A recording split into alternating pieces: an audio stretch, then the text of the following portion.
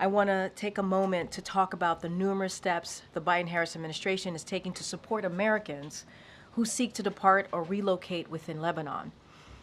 We are working around the clock to help Americans in Lebanon by providing as many options as possible to depart and offering loans to U.S. citizens who need assistance. Since September 27th, the United States has secured more than 4,000 airplane seats for American citizens, lawful permanent residents, and their family members to depart Lebanon.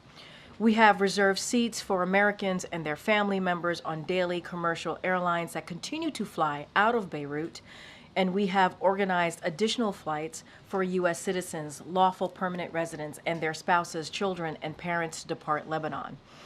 As long as the Beirut airport remains open, we will continue to make more airplane seats available daily. To date, the number of seats available continues to exceed demand. The U.S. Embassy in Beirut remains open and can help Americans who need emergency passports or other documentation. We urge Americans to take advantage of these options. Ultimately, a diplomatic resolution is the only way to achieve lasting stability and security across the Israel-Lebanon border.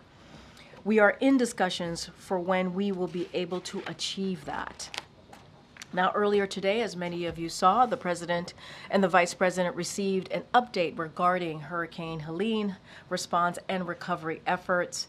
Under their leadership, FEMA has provided $344 million in direct assistance to survivors, along with an additional $180 million to ensure our federal partners can carry out their critical recovery work. More than 8,000 federal personnel are deployed, including FEMA disaster survivor assistant teams that are in neighborhoods across the affected states, helping survivors apply for assistance. These personnel across the Southeast, including Florida, will both continue Hurricane Helene recovery efforts and respond to the impacts of Hurricane Milton. As the President has said, we will be there for the communities devastated by the storm for as long as it takes. The President and the Vice President received a briefing on the administration's life-saving preparations ahead of Hurricane Milton. The President continues to mobilize a whole of government effort to prepare for Hurricane Milton. Earlier this week, the President quickly approved the state of Florida's and the Seminole tribe of Florida's request for an emergency declaration pre-Milton landfall. He directed his team to keep working to increase the size and presence of our efforts as we prepare for Milton's landfall. The President spoke directly to Governor DeSantis, Tampa Mayor Castor, Clearwater Mayor Rector, and Pinellas County Chairwoman Peters to make sure we are meeting their needs, and gave them his personal number so they can call him directly. At the President's direction, the administration has been in touch with more than 60 local officials in cities and counties along the likely path of impact to ensure needs are met in advance of the storm. The President gathered his cabinet representing 16 agencies and departments to ensure every corner of the U.S. government is assisting with Helene recovery and preparations for Milton. And at the President's direction, FEMA Administrator Criswell will travel to Florida tonight to join the personnel on the ground and ensure every Floridian gets the help that they need. FEMA is pre-staging a full slate of response capabilities in Florida and the region, including 8 urban search and rescue teams, 3 U.S. Coast Guard swift water rescue teams, 15.6 million meals, 13.9 million liters of water already pre-positioned, an additional 20 million meals and 40 million liters of water ready to deploy as needed. More than 1,000 staff already in the region. And as the President and the Vice President have said, any attempts to price gouge Americans, whether at the gas pumps, airport, or hotel counter during this storm, are unacceptable. The Justice Department, FTC, and Consumer Financial Protection Bureau put out a statement warning consumers about those looking to take advantage of natural disasters. The administration will also continue to work out and call out misinformation and conspiracy theories around the storm and federal and state responses. This is wrong, dangerous, and it must stop immediately. You heard the president speak to this just moments ago. Everyone, especially those in positions of power, must do everything they can to encourage survivors to register for assistance, not discourage them by allowing these falsehoods to fester. This storm will be catastrophic. It will be catastrophic. We urge everyone to listen to local officials, and if you are told to evacuate, do so. Please do so immediately. If you can't evacuate or need a safe place to shelter, text shelter and your zip code to 43362 to get a list of open shelters near you. With that, I will turn it over to Administrator Criswell, who is joining us virtually. Thank you so much, Administrator. I know you are incredibly busy today, but thank you for your time. And with that, I'm going to just turn it over to you. All right. Thank you very much, Corrine. So good afternoon, everybody. As you just heard from Corrine, I just had an opportunity to brief President Biden and Vice President Harris on our preparatory actions as we prepare for Hurricane Milton to make landfall in Florida. The entire federal family is leaning forward for Milton's response. And right now, I am in North Carolina, continuing to lead the response and recovery efforts for the impacts to Helene across many states. But I will be traveling this evening to Florida to be with the team that I have there on the ground, as well as meet with the governor and his team to make sure that we are working side by side to meet the needs of Floridians as Hurricane Milton passes through the state. I want to deliver a very important message to the people of Florida. This is going to be a catastrophic storm. It is going to be a potentially deadly storm. Please listen to your local officials as they will be giving you the best information about what you need to do where you are located. This storm is going to bring deadly storm surge, intense winds, flooding, but it is already bringing tornadoes across Florida.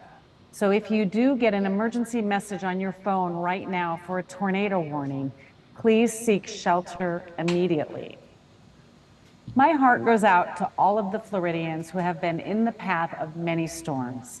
They have had impacts from Hurricane Ian, Hurricane Debbie, Hurricane Idalia, and now Hurricane Helene and Hurricane Milton. Floridians, they're no strangers to these storms, but this one, Hurricane Milton, it is expected to be catastrophic.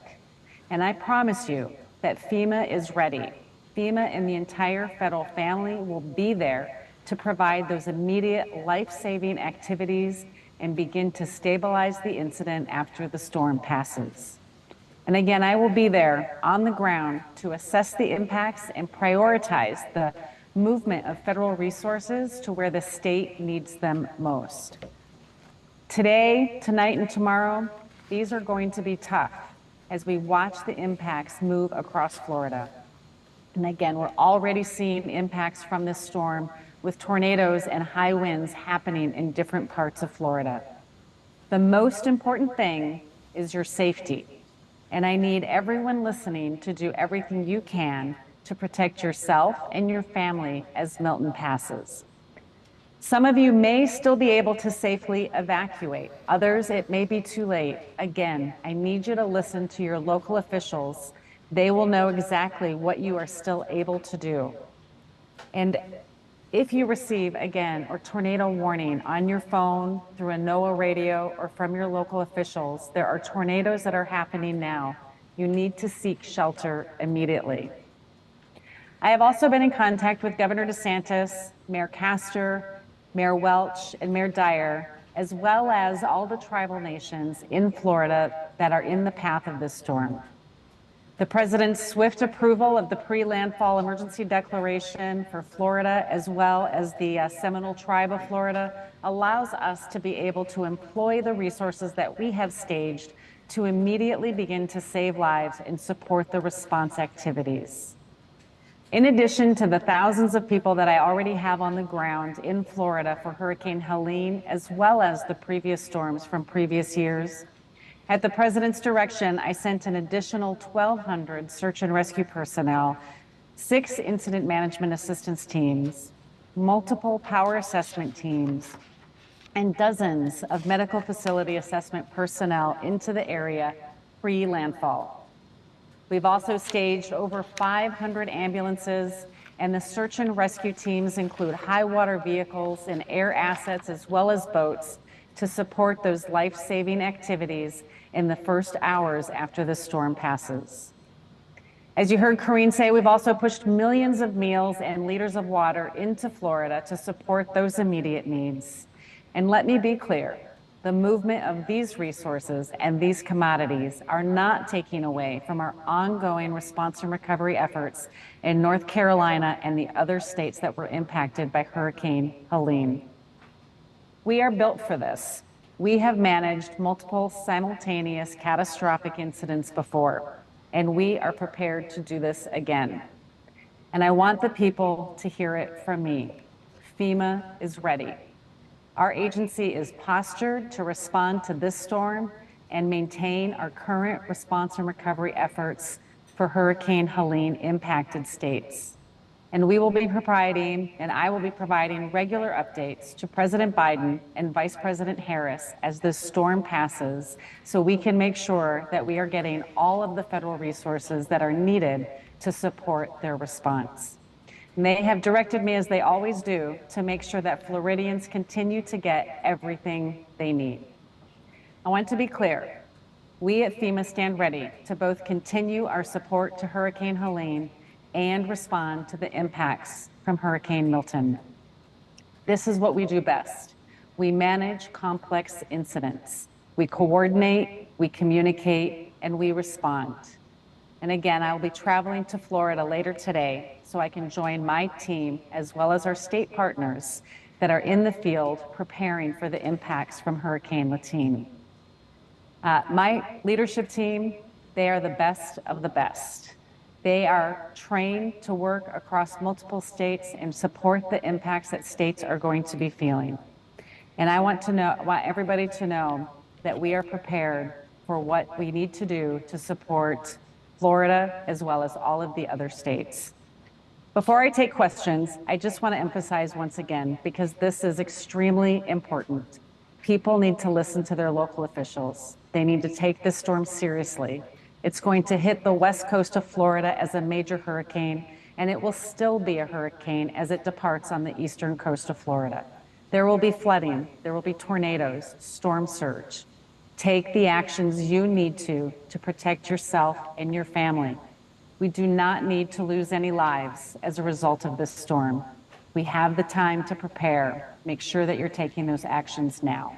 And with that, Karine, I'll take any questions. Thank you so much, Administrator. I just want to remind folks that she can only hear us, can't see us. So I'm going to start calling on folks right now. Go ahead, Omar.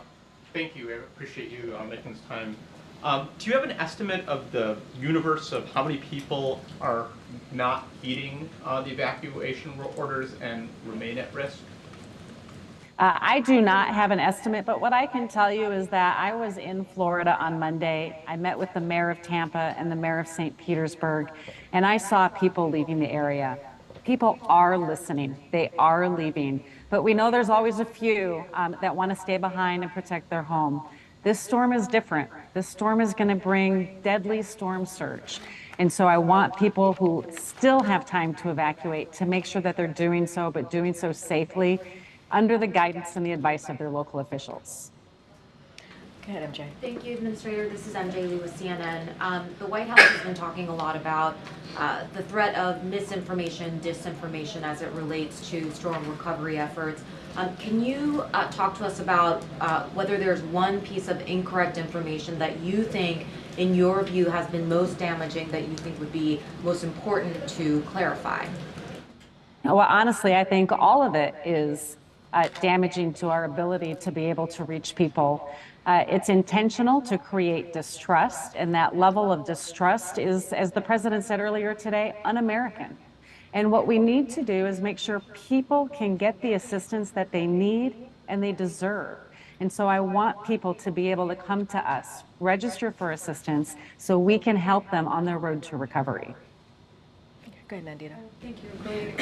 Administrator, you have said that FEMA has enough money to get through both hurricanes, Helene and Milton, but that you're assessing how much more you need from Congress. Is there an assessment that you can share with us? We're continuing to make that assessment as we do not know what it's going to cost us right now to get through Hurricane Milton. I think as I've briefed all of you before, we went into immediate needs funding in August of this year. That allowed me to make sure I had enough money for this response, and I needed that for Hurricane Helene. Without going into INF, I probably would not have had enough money to support Hurricane Helene. With the full authority to spend against the president's fiscal year 25 budget, I've been able to start paying the recovery projects that we put on hold. But the amount that we're spending for Hurricane Helene and the amount that we anticipate we're going to spend for Hurricane Milton, we are watching that very closely and assessing it every day so we can have a good estimate of how much more that we will need to be asking for in a supplemental. Go ahead, Selena. Thank you, Corinne. Thank you, Administrator Criswell. Selena Wayne with ABC News. Could you give any specific examples about the real-world impact that this misinformation is having, both in terms of are you seeing people who aren't taking precautions because they don't trust the government or FEMA or NOAA, and then in terms of the threat to FEMA workers, have you seen examples of threats against them on the ground? Yeah, I think the biggest thing is that what I am hearing is people that are not coming to us and asking us for assistance. They're not registering for the help that they need, or they are afraid to approach some of our staff because they are unsure of what the government is doing. I think one of the biggest ones that I continue to hear is that we're going to take their land from them. Simply untrue. When you register for assistance, we give you an initial amount of money, $750, to help support those immediate needs. And there were rumors out there that if you received this money and you didn't pay it back, that we would take your home. Simply untrue. This is a series of assistance that we give over time, those immediate needs. We've already given out over $60 million in North Carolina alone for people's property losses, as well as this immediate assistance. We will continue to give that money out. And as it relates to my staff, I mean, it's just demoralizing. I think that if they take it personally, they have left their families and their homes to come here and support people in need, but they're focused. They continue to stay focused on why they're here. They know their purpose, and that is to help people, and we'll continue to do that. Okay. Go ahead, Gabe. Thank you, Administrator. You said before that you have dealt with misinformation in the past. Why do you think that misinformation is so rampant this time around? Is it because of the election? Is it because of certain politicians? Is it because of tech platforms? Or is it because of potentially a foreign actor?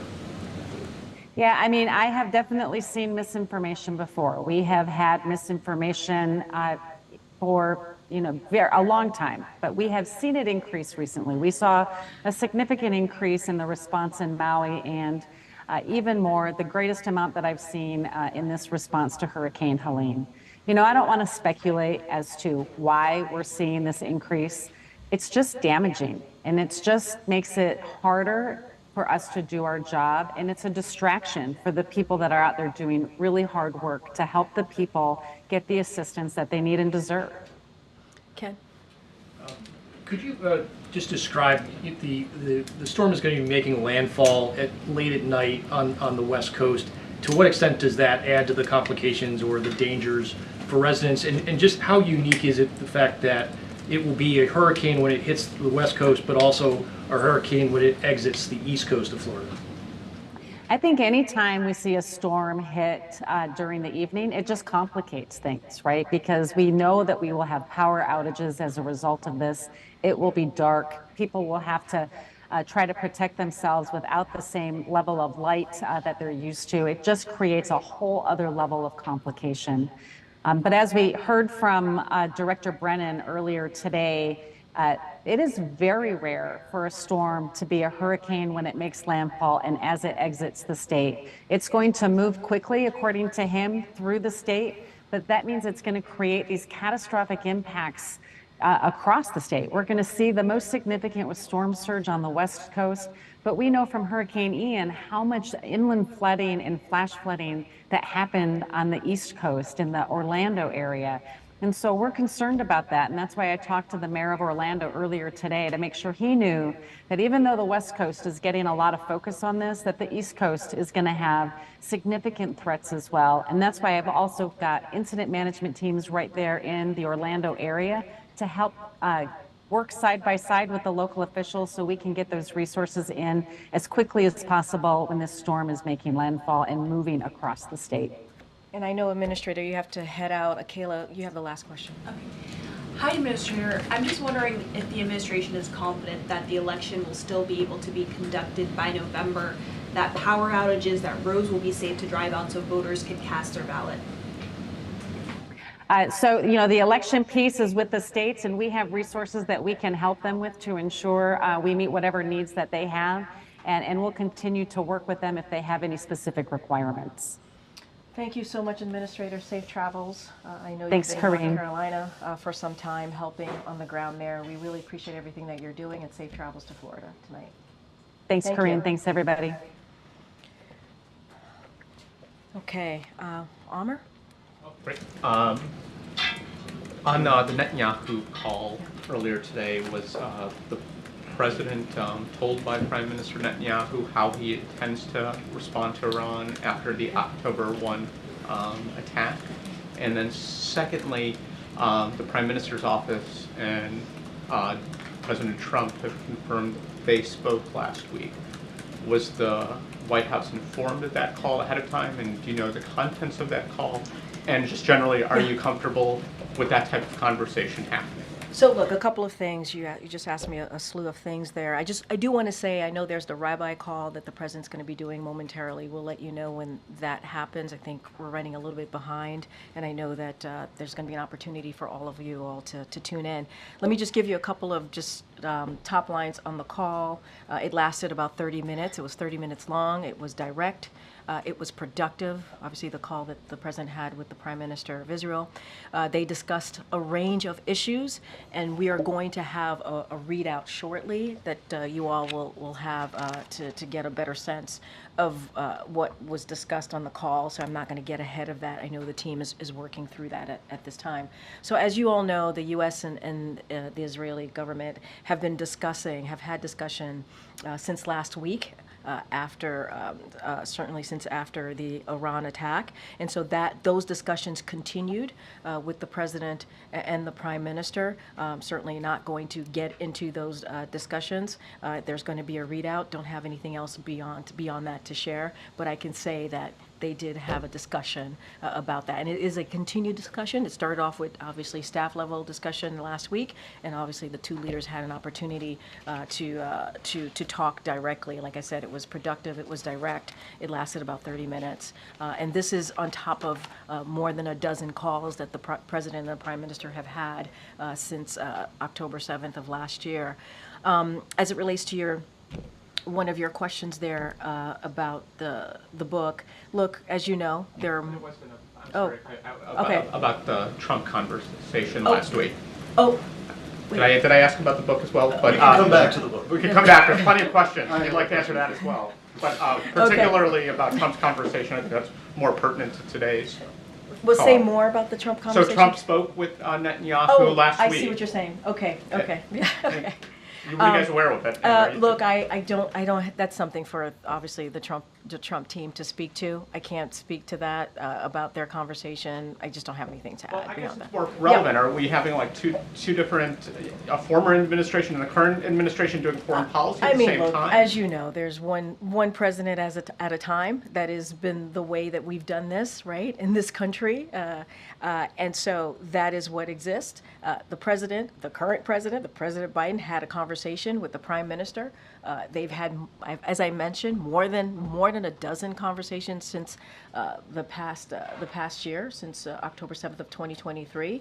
And I think what you have seen from this administration is the continued support for Israel's security. You saw that over the past couple of days, obviously since past couple of weeks, when Iran attacked Israel, the president directed his military to protect Israel. He was very proud to be able to do that, and that support continues.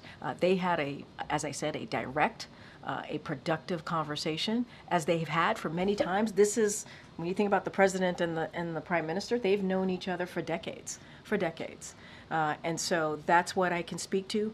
I'm not going to get into the former president and his conversation with world leaders. And if I can just ask one about the book. Yep. Russia said today that the COVID testing material that was given to Putin by Trump was nothing abnormal. Back then, there was a lot of trading going on of material. Is that true? And then if it is true, why was the president going after Trump yesterday at the KC fundraiser over giving Putin this material? I mean, look, that was a political event, so I'm going to let the president speak to whatever what he said at that event. I'm not going to say go beyond that.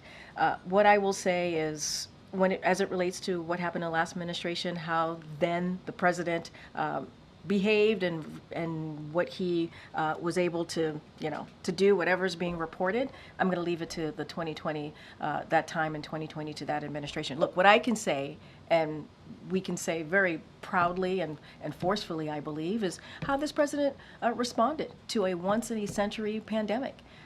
He put forth a comprehensive strategy to move forward, to get shots in arms, money in pockets at a time where the economy was at a tailspin.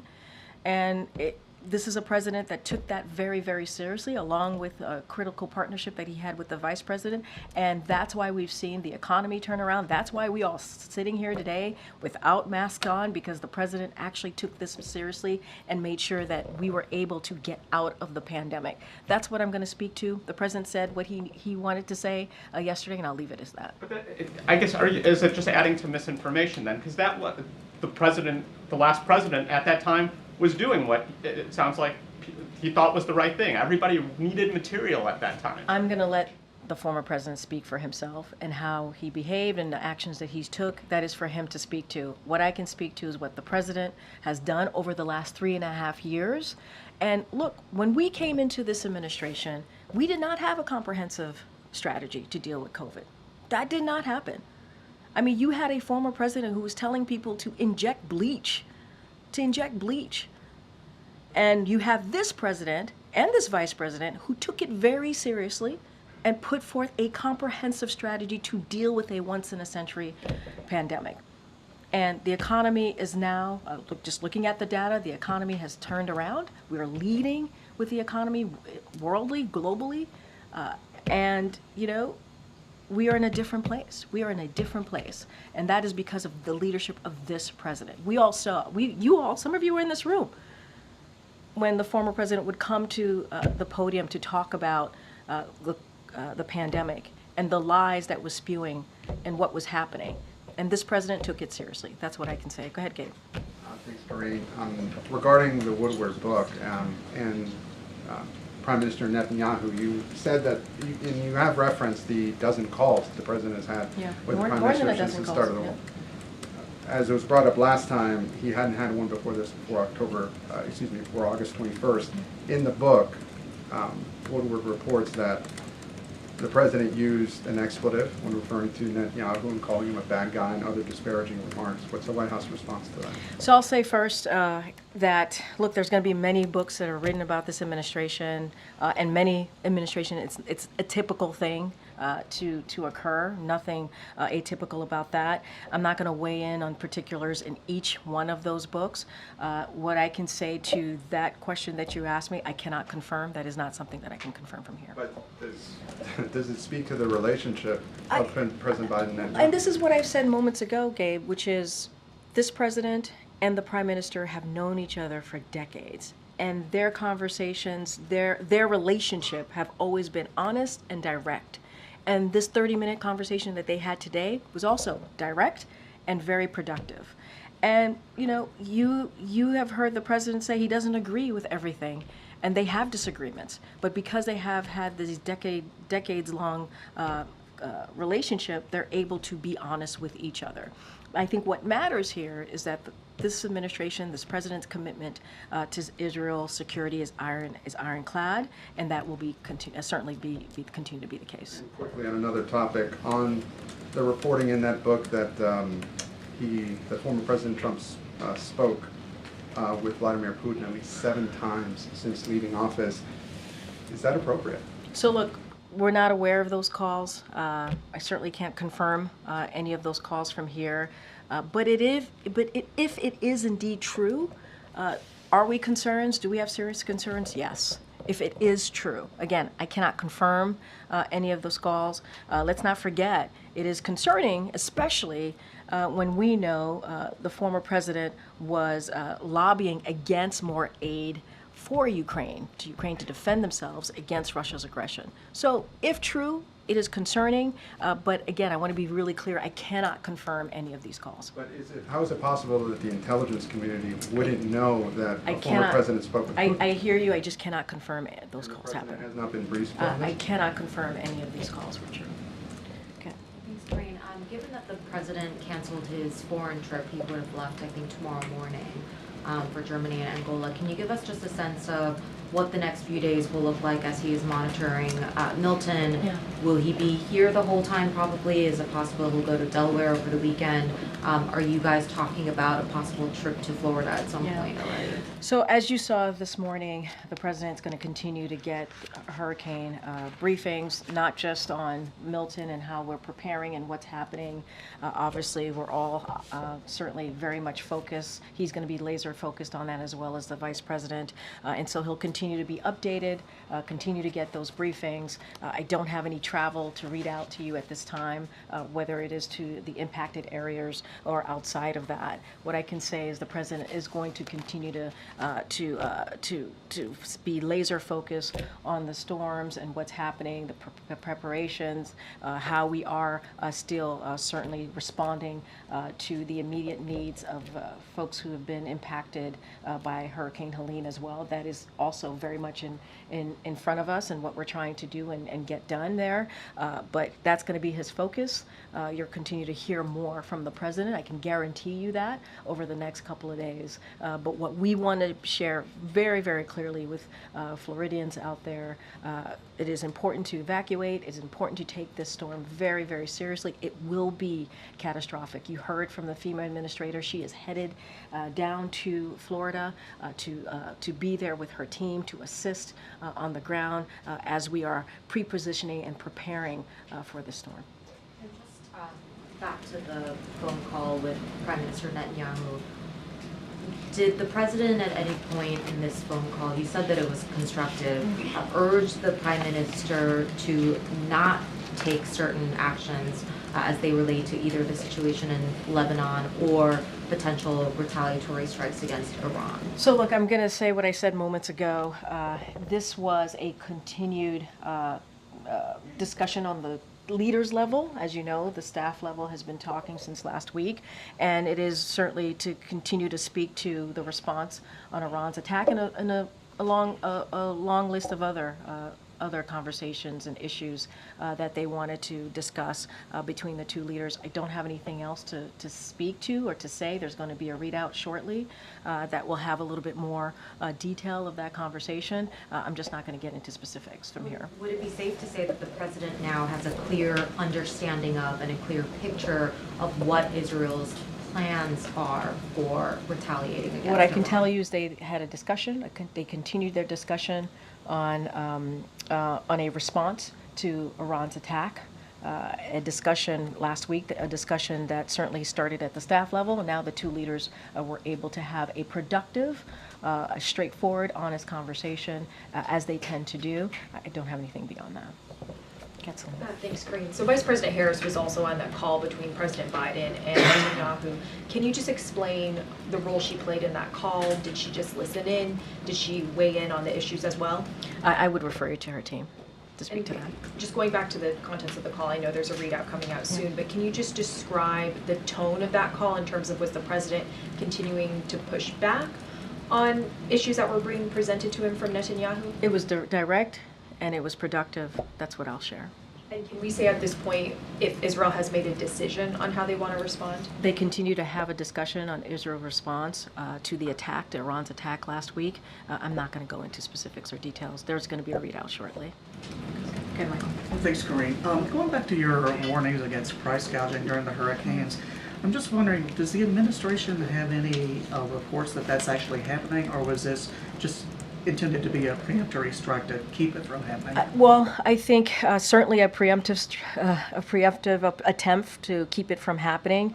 We're keeping a close eye on prices at the pump, at the airport, obviously, and also these hotel counters to just make sure that it doesn't happen. We tend to see this type of behavior during this time, and we want to be very, very clear. It is not okay.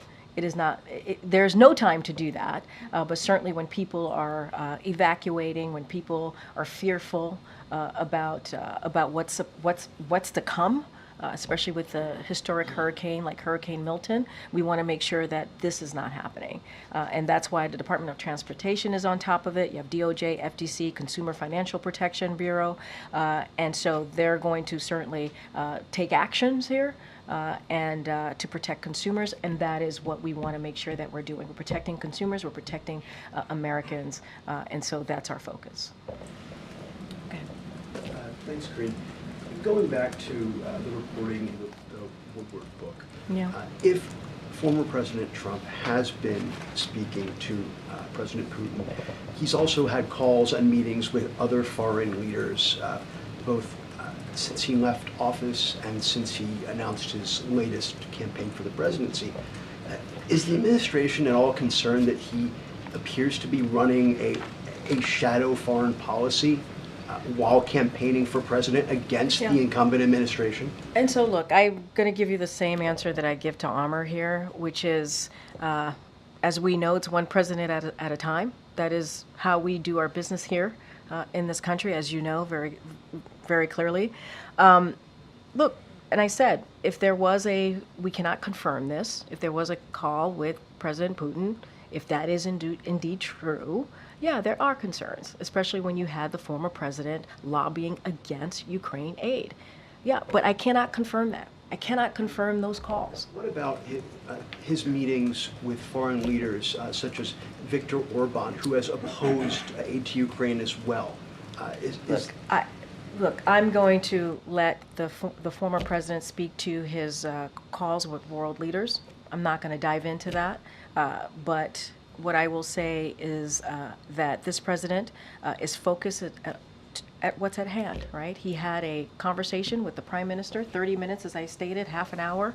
It was direct. It was very much honest. It was to show that,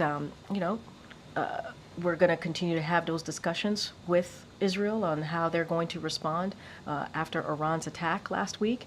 You saw what this administration, what this president directed his military to do, and our commitment to Israel's security continues to be ironclad.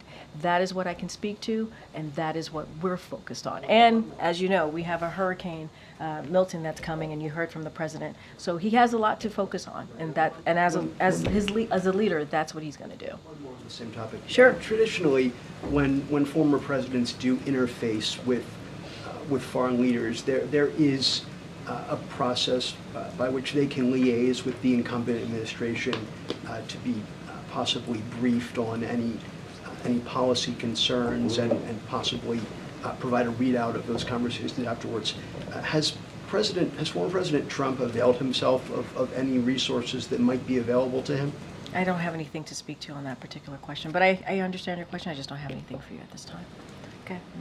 Thanks, Karin. One more try on the BB call. Sorry.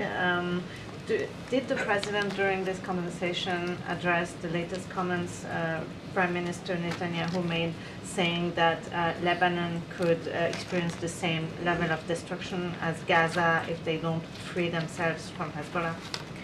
So look, as I stated, they had a productive and honest conversation. But what I will say very clearly about that particular question is we cannot and will not see Lebanon turn into Gaza, into another Gaza. That is not what we want to see. The suffering in both Gaza and Lebanon adds even greater urgency, as you've heard from us, to our efforts certainly to end the conflicts and lay a foundation for lasting peace and security in the region. For over a year, if you think about what has occurred for over a year, you've seen Hezbollah has attacked Israel and rejected all off-ramps to this conflict. That's what you've seen. The suffering we are seeing in Lebanon could have been avoided if Hezbollah would have stopped its rockets attacks on Israel. So, look, I'm going to just reiterate what our position is when it comes to Lebanon. We are working our way back towards a ceasefire process that's going to create a space to negotiate on a diplomatic resolution that only ends the fighting. That's what we're going to continue to do, and allow civilians from both sides of the blue line to return home. And we want to see that be done safely and certainly with security as well. And so that's what our focus is going to be on. Okay. Thank you, Corinne. I keep trying to call her. Let her go. Go ahead. Thank you. So more on the Middle East. Yeah. At this point, does the White House understand that Israel is planning to attack energy facilities in Iran? So we've spoken to that, and look, I'm not going to get into hypotheticals. I'm not going to get into that from here. That has been asked of the president. That has been asked of us last week. What I can say is that we've had discussions, we're continuing discussions with Israel on their response to Iran's attack last week. I'm not going to dive into it. I'm not going to get into it from here. And so you saw that happening on the staff level, and now what you saw today was that happening on the leaders level. I'm not going to get into hypotheticals or speculations from here. And how would you describe right now the relationship between the president and Netanyahu? I mean, look, they've known each other for decades. They've known each other for decades. And because of that, they're able to have that frank conversation. Because of that, the president's able to be honest, and they're both able to be honest to each other. And I think what I can report to you, and I've said this multiple times already, the conversation that they had today was productive. And it was direct, very much in line with many other conversations that they have had, not just in the past year, but over decades. And I think you've heard the president speak directly about his relationship with the prime minister. And so they've known each other for a long time. They've had a decades-long friendship, and I think that says it all for me. Go ahead, Mandy. Thank you. I will say in the Middle East, you said that the administration will continue evacuating U.S. citizens from Lebanon as long as the airport is open. Do you have any guarantee that Israel is not bombing the airport? Say that one more time. The last part, I didn't hear that. Does the White House have any guarantee that Israel will not bomb Beirut airport? So look, we're going to have very direct conversations with the government of Israel. About the shape and the nature as we speak about Lebanon specifically, right? And the ultimate scope of their campaign. And those conversations are going to continue. And I'm not going to get into specific conversations that we're having, but it will continue to be very direct. And that's what you've seen over the past year, and that's what's going to continue. You also said that you're working towards a ceasefire and a diplomatic solution as the best outcome to the crisis. So how exactly will this materialize, considering that Israel has rejected a ceasefire, a diplomatic solution, and Hezbollah leaders are being killed one after the other? So who are you talking to when you talk about ceasefire? Look, we want to see, as the president has said, we want to reach a ceasefire deal. That's what we want to see. And again, to provide space for that diplomatic resolution, those diplomatic conversations, and we want to see civilians on both sides to return back home. And on both sides of the border, obviously. And so those discussions continue. We have been very clear that those conversations have been continuing for some time now. And ultimately, we need a diplomatic resolution. We understand that. We have to have a diplomatic resolution, and that's the only way to achieve that long-lasting stability, right? When you think about security across the Israel and Lebanon border. And so that's what we want to see. it doesn't stop us from having those conversations, to having those discussions.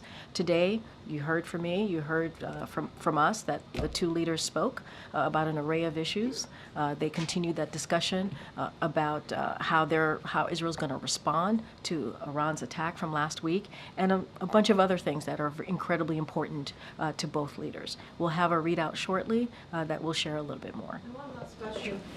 In 2 weeks, there is already 8 hospitals in Lebanon are out of service. There is thousands of people being killed. There is 1 million forced to flee their homes, and the Israelis has called in for more troops. So how can this not be a scenario in Gaza that we have seen it unfolding? And second isn't that a mission creep? How do you agree with the Israelis on the outcome of the war if Netanyahu said we're going to continue regardless of what the White House more or less is saying, as long as we are not achieving our aims in Lebanon? Look, I'm going to say what I said moments ago. We do not want to see Gaza, what happened in Gaza happen in Lebanon. That's what I said, and that is something that we do not want to see. And as we've said, Israel does have the right to defend itself.